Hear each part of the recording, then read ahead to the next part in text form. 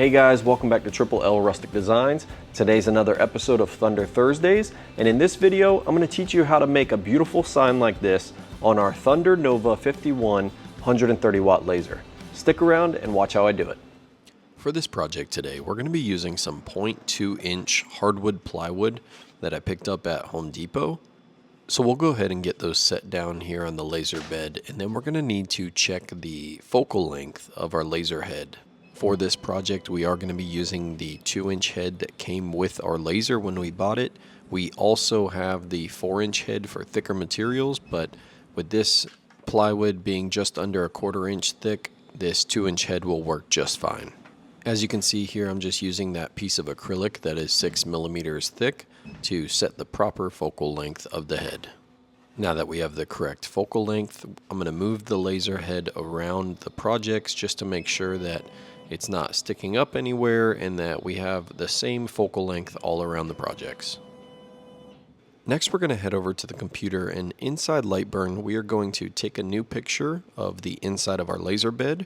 So now you can see we have our project pieces there, and we can look at them and start designing on them the way they are sitting inside the laser bed.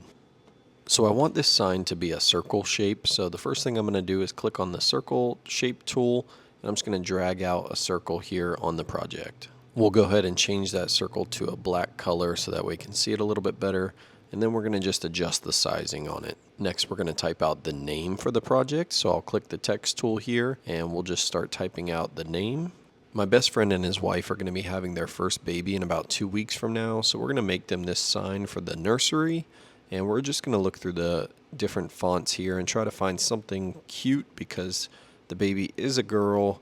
So we're going to try and find a cute girly font. If any of you guys out there watching this are LightBurn experts and know how to get some more fonts inside of LightBurn, I would love to find out how to do that.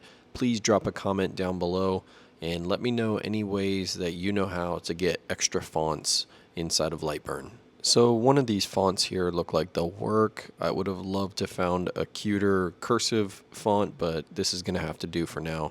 So we'll go ahead and pick this one. Now that we have the first name finished, we're going to add the middle name, and then we're going to work on spacing these out properly on the project, leaving space down below for some cute little flowers. For the flowers, we're going to do a search on the good old interweb for some flower clip art. We're going to search through all the options, and we're going to pick a cute little flower and drag and drop that into LightBurn where we can start working on it. Whenever you drag and drop an image into LightBurn, all you have to do is right click on it and trace the image, and that converts it into the file that we need to continue our project. Now to fill this lower area here, we're going to take this flower and we're going to duplicate it to create 2 more flowers, and then we're just going to properly space them across the bottom of the sign, making it nice and cute and girly. Next, we're going to select the names and the flowers, and we're going to copy and paste those over here on this other sheet of plywood because we are going to cut those out and place those on top of the first project, creating a 3D effect. Next, we're going to select the names and the flowers, and we're going to set our burn settings for these. We want the laser to burn these with just a very soft line, just enough to create a stencil so that we can place the cutout pieces on accurately. So we're going to set the speed to 600 speed and the power to 10, and that's going to give us that nice thin quick line that we need. This is where it comes in handy having the camera installed in the laser. I'm going to take each one of the cutouts over here on this side, and I'm just going to move them around and save as much space as possible on this piece of wood. If you guys don't know, these materials are not super cheap, so it's always good to save space on the materials and give you extra room for more projects down the road. The way this is set right now, the laser would cut a circle out of the center of this flower. That's not exactly what I want to do. I want to take this circle that's inside this flower, and I'm going to copy it, make it a little bit larger, and then I'm going to move that off of the flower so that that's a separate cutout as well. Later on in the project, you'll see that we're going to take that little circle and place it on top of the flower, which is on top of the sign, creating the Ultra 3D effect. Alright, so we're pretty much done with the design. We have 2 different colors on the project. The red is set to just cut a faint line, and then all of the black is set to 10 speed and 100 power, which is going to slice right through this plywood and cut out all those shapes. Inside our preview screen here, it tells us that this project is going to take approximately 6 minutes and 55 seconds. It's time for us to wrap things up here in LightBurn, so we're going to go ahead and send these files over to the laser where we'll pick up from there and start our project. Back over here on the Thunder laser, we have this file button. We're going to select our file that we just created. It's going to show us what it looks like with the settings, and when we're ready, we're going to press enter and begin.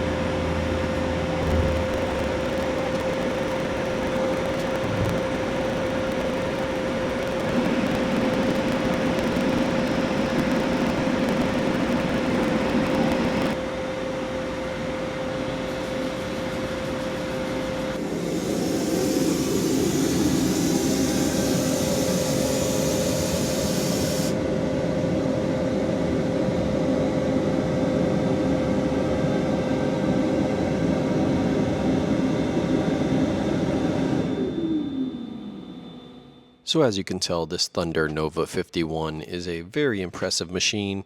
It made quick work of cutting out this sign. So we have our backing piece here with the stenciled letters, and then we've got all of these pieces cut out perfectly where we'll be able to paint them and place them accurately on the backing board. Now it's time to head outside to get some paint and add some color to this project. Now, I am definitely not the best artist, and I'm sure you guys are going to have a lot of critiques for me. So the first thing I'm going to do is set up all the letters on the stenciled marks, and then I'm going to take some white spray paint and spray paint everything solid white. As you can see, this was probably not the best method to go with because the spray paint keeps pushing the letters all over the place, but I eventually got everything coated with a nice layer of white spray paint. After letting that first layer dry for about 15 minutes, I hit it with a second layer of white spray paint and let that layer dry for about 20 minutes. Next, I broke out some pink, purple, and yellow acrylic paint, and I painted all of the cutout pieces different colors, and I let each one of those dry for about 5 minutes before adding the next layer, and painted a total of 3 layers on the cutout pieces. After letting those colored pieces dry for about 20 minutes, I broke out some Starbond CA glue, and I began gluing each one of the cutout pieces down to the backboard. While doing this, I realized I probably should have let the colored pieces and the white paint dry a lot longer, but I was trying to rush through this for the video, so I went ahead and glued down each one of the pieces, and I did smudge the paint a little bit, so I came back and touched each one of them up with one more final coat of paint, and I think it turned out pretty well.